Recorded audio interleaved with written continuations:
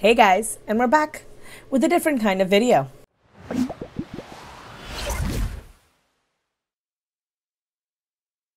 I actually wanted to make something a little different. I wanted to talk about malignant narcissism. Chantal loves to throw this word around, and honestly the concept of narcissism has been a lot more prevalent, I want to say, not just in this community, but like I want to say like media at large. Like a good example of that would be like the Loki series that came out on Disney Plus. There's a lot of talk of narcissism in there, about the kind of person that Loki is portrayed to be throughout the movies. And I want to say it was Lindsay Ellis, but it could have been, was it Broe Deschanel? I don't remember who exactly it was, but I might have been Maggie Mayfish. But they made this fantastic video about Loki and narcissism. And it's just been a lot more at the forefront of people's thoughts. So I have seen Chantal in particular talking at great lengths about how much of a narcissist he is and how he's awful to her. And I don't necessarily know if I agree with that, right? Like narcissism, people use it very colloquially to describe like a variety of different things, but narcissism actually has a legitimate definition. It actually has a pretty strict criteria. If you don't know, the DSM-5 has listed narcissism and narcissistic personality disorder as real legitimate things. So there is a definition for it. It's not just whatever you want it to mean, you know? And so I wanted to go through, well, two things. I pulled up a list. I went online, I took a look because, you know, I have dual degrees in psychology and biochemistry, but most of my experience working as an adult has been in biochem. It has not been in psych. And so I did not want to get information wrong. I didn't want to just say things out of my butt. So I went online, I pulled up an article, I looked at a couple of things, and then I actually went and looked up what the most common symptoms of being a malignant narcissist is. So first, let me just tell you what the definition of narcissistic personality disorder. So I'm reading this online. Oh, before we get into that, actually, I have exciting news. This video is sponsored. I'm going to insert that right here, okay? So fun fact, we have a sponsor. And this is a sponsor you guys already know about. I've actually been sponsored by them once before. It's the brand Dossier. Now, I raved about the last time that they wanted to sponsor me, and quite frankly, even if they hadn't, I think I would have still loved everything, because they make some fantastic products. I got so many people in my family Dossier products as Christmas gifts, and everybody loved them, and quite frankly, the price is unbeatable. So if you guys don't know about Dossier, let me tell you a little bit about them. Dossier produces classic high-end luxury scents at a fraction of the price, keeping the exact same quality by cutting all the expenses and the infamous brand tax. Now, the one that I actually got, I got a match set. So if you guys don't know, Dossier recently launched these beautiful candles. They're absolutely stunning. Like you guys see, I'm unboxing it. It comes in this like absolutely gorgeous little box, and it's like orange on the inside. I love it. Very classic, very minimalist design. The boxes can be recycled. I love that. And the notes that I got, the perfume that I got with the matching candle is Le Labo's Rose 31. So fun fact, this is probably my favorite scent of all time. I love Le Labo perfumes overall. I have another one of their scents. I have the Le Labo Chantal 33. And when they reached out to me to ask me if I wanted anything, this is the one I picked. And they sent me the matching perfume and the candle. And they both smell amazing. The candle in particular smells so good. I kept it in my drawers where my clothes are, where my like shirts and stuff are, and just the smell from the box of the candle has like lightly perfumed all of my clothes in the drawers. It's really quite very powerful, very potent. And I burnt this candle, and the smell from the candle will literally permeate like my entire house in half an hour. It's a very powerful candle. I seriously love it. All of their products are cruelty-free.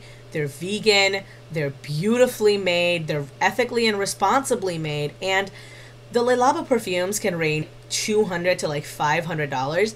These bad boys are like less than 30 bucks. They are so nice. The smell of them is on point. They smell exactly the same as I've had this perfume. I'm telling you guys, if you're interested, try the Dossier ones. And if you don't want to wear the scent on yourself, you just want your house to smell like it, hey, consider getting the candles. They also sent me this time a little tube, a little trial. It's a little trial tube, and I can refill it, I'm pretty sure. And it's great because I can just toss this into a travel bag and just take it with me. All in all, really highly recommend. I've got a discount code. I'm going to attach that below. So if you guys want to try their candles, if you guys want to try their amazing perfumes, please go ahead, try it. Helps the channel out. And thank you to Dossier so much for noticing little old me. All right, so back to what we were saying before. Narcissistic personality disorder. So, a narcissistic personality disorder is a disorder in which a person has an inflated sense of self-importance. Narcissistic personality disorder is found more commonly in men. The cause is unknown, but likely involves a combination of genetic and environmental factors. Symptoms include excessive need for admiration, disregard of others' feelings, inability to handle any criticism, a sense of self-entitlement. The disorder needs to be diagnosed by a professional, and treatment involves talk therapy. So that is what narcissistic personality disorder are. But a malignant narcissist is, it's different, right? Malignant narcissism has a slightly different definition.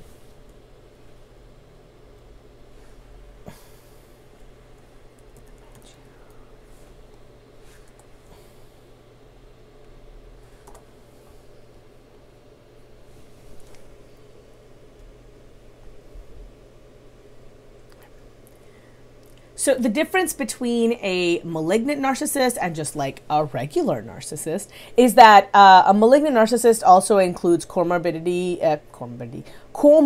features of other personality disorders, such as bipolar personality disorder. You can have depressive personality disorder. It could be a variety of different things, and thus it's a little bit more of a broader range of symptoms than just pathological narcissism. And I wanted to talk about it first. My first thought was that I will talk about this in terms of Natter. But when I looked at Natter and the way that Natter behaves on camera, I don't think that he is narcissistic, because a fundamental part of being narcissistic is that you actually have an extremely low sense of self-worth. Internally, you view yourself as in a very negative light, and you have a very poor perception of your own abilities, and you project outwardly a more grandiose appearance to cover for that. I don't think that Natter is doing that at all. And part of the reason is that he is a boy child in a culture that reveres boy children. And part of that is that he's never shown any signs of having any kind of emotional disturbance other than having a really bad temper. Now, anything I say about this, I'm going into this with the understanding that you guys know I am not a licensed therapist. I am not a psychiatrist. I am not a psychologist. I have just what I learned when I was in college, which is really not all that much, right? All things considered. Just college learning can only get you so far. So I don't want you guys to take what I'm saying and like apply it to everybody you know. I am looking at this from the point of view of what can we deduce from looking at his online personality, which is not the entirety of his personality. And we're just going through it, right? Please, this is not, like, my word is not gospel, all right? That's all I'm saying. That's all I'm saying. Now, when you look at Foodie, however, she displays a lot of characteristics that I think are much more in line with what narcissists actually portray. And in particular, I think she displays a lot of symptoms of like malignant narcissism. So when I was originally going to go through what we know about Natter and talk about how those aspects of him fall in line with like the list of things that a malignant narcissist can display, I just found that I didn't have enough information on him. Chantal, however, puts so much of her life online. We have such a detailed history of what she's like, even in the past, from what she said, because she's so careless with her words, that I think that we get a much better picture of who Chantal is as a person. It's why I think so many people talk about Chantal and a little bit about like Amber now. It's because for all that Chantal is a liar, the body of her work, and this is not a fat joke, do not be mean, the body of her work is large. right? She's got so much material out there, so many things that people can talk about, so many things that they can look at, so many things that she has said and done, that we get a very concrete picture of who she was growing up and who she is right now. For all that she's a lying liar who lies lyingly. So let's get through the list. It's printed it out, but I had it here with me. I'm going to go through it, and I will link where I got the list down below. You guys can take a look at it. I consulted quite a few different articles, listicles, I don't know what they're called, but this was the one that had a pretty concise list that was like easier to understand. That's why I used it, but most of them reflected the similar sort of information, so I figured it's as good as any. Let's get into it. So the first thing is being extremely arrogant and self-centered. And it's immediately followed by disregarding the feelings and needs of other people. I think these tie in together quite well, right? Because she is extremely self-centered in a lot of different ways, but I think the main one that it comes across in is that she's willing to say whatever she wants, even if it hurts people who have nothing to do with the situation, if it momentarily makes her feel better. So she wanted to degrade Nader, and so she made a comment about how if he got, the disease from, another man, how he got gonorrhea from a man rather than a woman because, it's easier passed between men. And she wanted to take a dig at him about the fact that he is potentially sleeping with men as well as women. And it never occurred to her that what she's saying would be hurtful to people beyond just Nader, regardless of whether it's true or not. There's a whole host of people out there who are with partners of the same gender, right? And I don't think that it ever occurred to her that those people might look at the information that she's presented and take that personally. And when it was brought to her mind, she immediately disregarded it and said, no, I'm sorry, that's not how I meant it. Or take again her use of the R word, right? She's used it quite a few times. At any time that anyone brings it up to her, she just says, no, that's not how I meant it. I grew up using that word. It's my emotional support slur. And she's very disregardful of the feelings of other people. Now, everyone is to a certain degree, but Chantal much more than most. Her continuous rants at her audience, her yelling and screaming at people in her chat, her blocking people who are giving her money, the way she cancels on her pets all the time, the way she cancels on her friends all the time, the way that she makes promises to Pete and then never follows through. All of those are disregardful of the feelings of others. And she does it almost always because something is more important to her than whatever it is the other person wanted, right? She canceled hanging out with her family over Christmas so that she could spend it at Nader's. She often cancels things that she's supposed to be doing with Pete's so that she could spend it with Nader. I mean, Pete's had to put his pet down, his beloved cat down. No matter that I think that he was not taking care of it, he still went through something traumatic. And she just fucked off to Nader's house. I can't think of anything more self-centered than that. The next item is manipulating, using, or exploiting others for personal gain or pleasure. This is extremely apparent, especially when you look at the older videos that she's put up. She has these videos where she's got BB on camera and she's like, don't give me a kiss, or she's got her family in frame and it's like Thanksgiving dinner or something. Everyone looks uncomfortable. It's clear, even if you cajole someone into saying yes, that they don't want to do it. And that's the thing. People have a hard time saying no to others that they love, but if you love someone, you should be able to look at the entirety of a situation and go, oh yeah, they're probably not going to be comfortable with this. This is why you've never seen partner on camera with me. He's not comfortable being on camera. He's just like, nah, this is not for me. You want to do it, that's totes up to you. I'll support you. He helps me all the time with troubleshooting, with setting things up, but he will not be on camera because he doesn't like it. And that's a boundary that I respect because I respect him and I love him. I don't want to exploit his feelings for me and push him into doing something that he wouldn't otherwise do. But Chantal has no problem doing that. It's also why she's so careless with personal information, because her information is already out there. And so she feels perfectly comfortable just sharing information about other people, not caring that they could get doxxed. Because it doesn't concern her. It's not about her.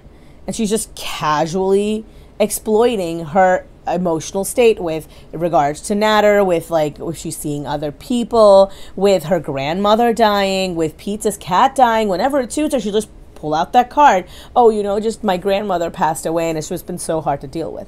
I can understand it probably was hard to deal with, but if you're not doing anything productive and the only time you pull out the fact that your grandmother died is when you're in like deep shit with your audience, it strikes me as being very exploitative of the people who actually probably do miss her and your grandmother herself.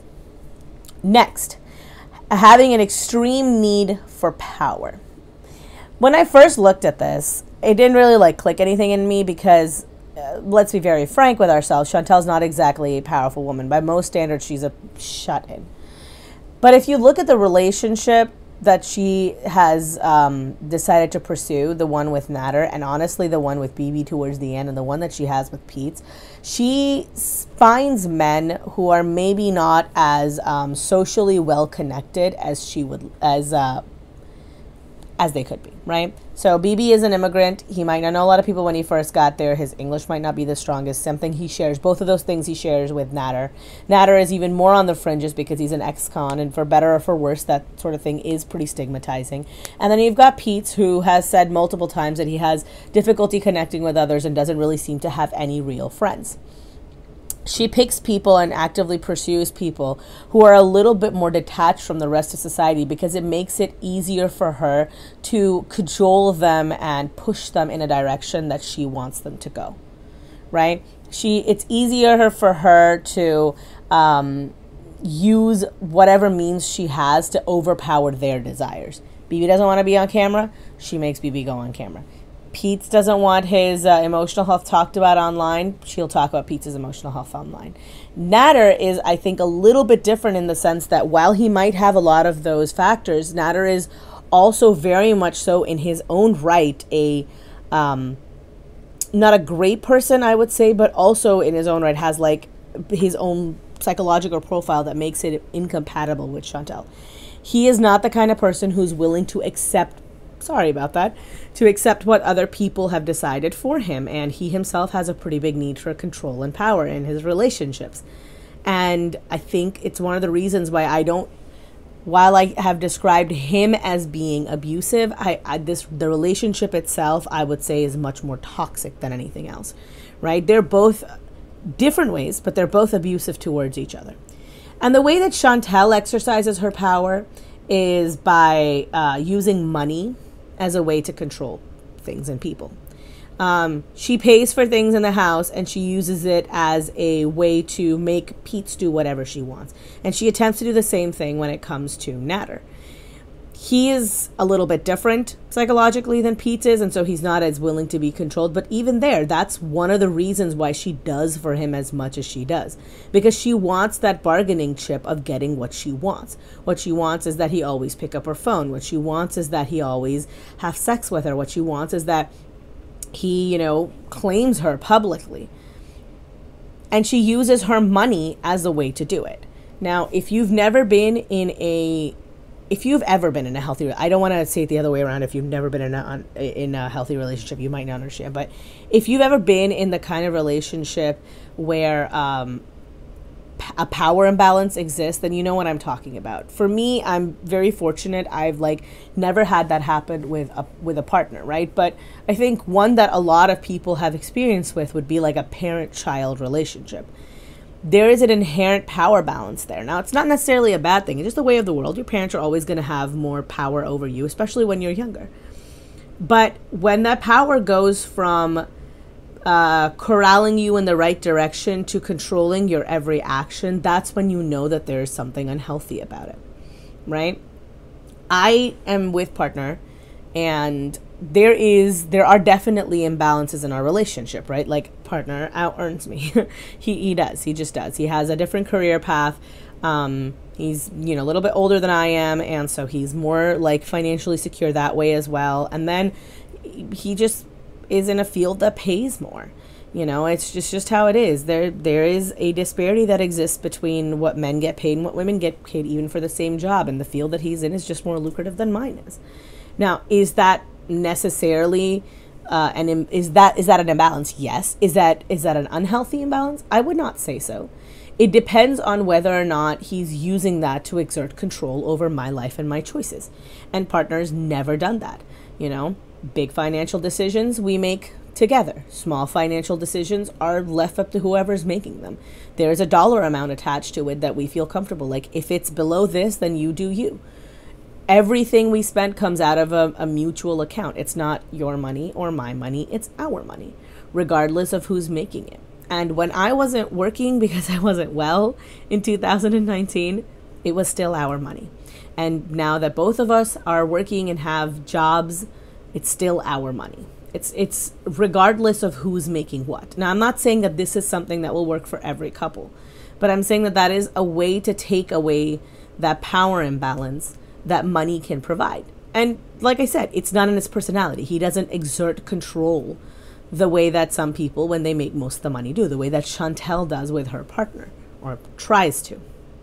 And she does this with her family very often too, where she'll buy them things as a replacement for her time, energy, and effort. I'm telling you this as someone whose friends make more money than her as well, okay? That just because someone can do something for themselves, or because you've provided them with a physical object, doesn't mean that that your affection won't be missed. Doesn't mean that it's not noticed. Doesn't mean that it's not, like, mean. You know, I've said before that I make furniture, I rehab furniture, and I will gift my friends and family pieces of that furniture for, like, when they move to a new house, or when they're having a baby. And they don't need me to buy anything for them or to give them furniture. They can afford it. But I want to do that. There's love attached to that. And that love makes that piece of furniture a lot more valuable than just the wood that it's made of. And I don't think she quite cares, because she sees it as a transaction. I'm giving you an object. You should be grateful.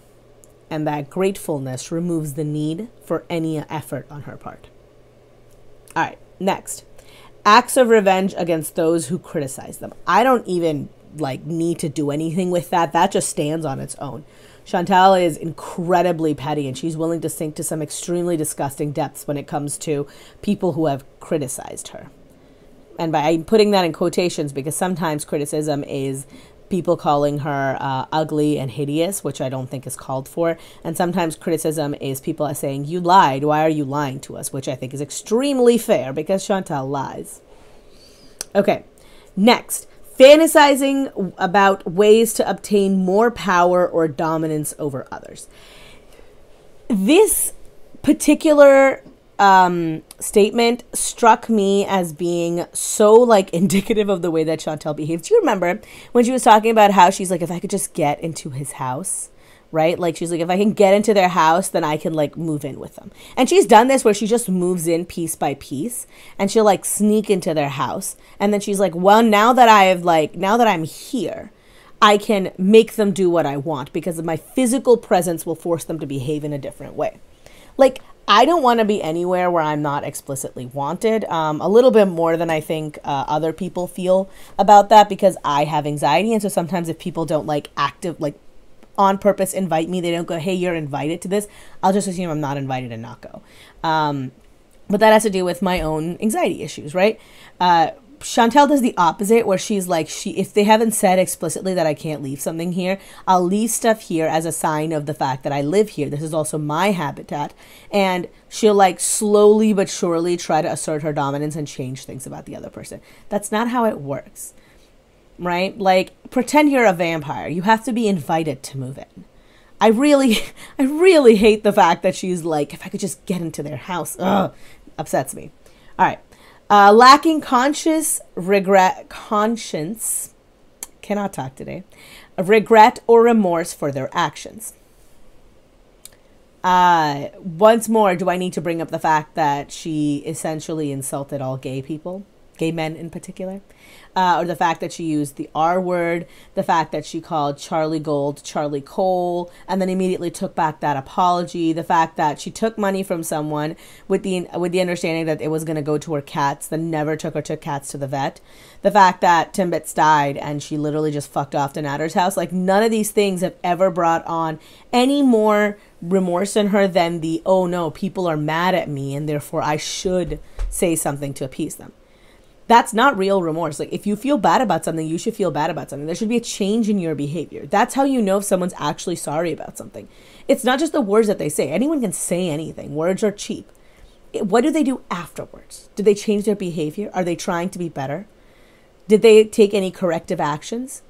And that's why sometimes when someone says that, you know, oh, well, I'm sorry, you should just forgive them. I don't believe in that.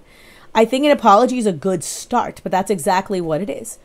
Whether or not your apology is actually accepted depends entirely on what you do afterwards. If someone says that you know, I'm sorry, like I'll give you the example of like Tana Mojo, right? Of using the N-word. She's like, I didn't know what it meant, blah, blah, blah. I don't know if I believe her, but she was young. And I can see how people say and do things when they're younger that they don't necessarily see the consequences of their actions for when they're older, right? Like, people don't necessarily follow that thought all the way to the end. And quite frankly, teenagers are worse about this than most people are. So when people are younger, I am much more lenient about stuff that I would never be lenient with when it comes to adults, right? Did she change anything about her behavior after that? As far as we know, she's never said the N-word again. So while I think that she is a trash person all around, I think in this one instance, she saw that she was wrong, and then she made a decision to not do that thing.